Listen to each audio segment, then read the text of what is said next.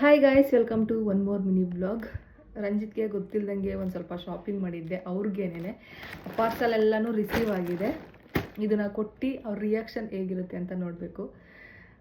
Surprise ಆಗ್ತಾರಾ, ಖುಷಿ ಪಡ್ತಾರಾ, ಇಲ್ಲ ಬೈತಾರಾ ಅಂತ.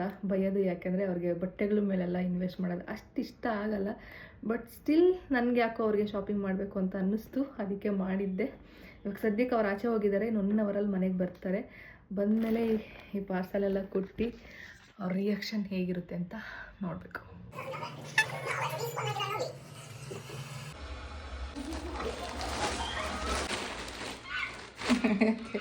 ಓಪನ್ ಮಾಡಿರಿ.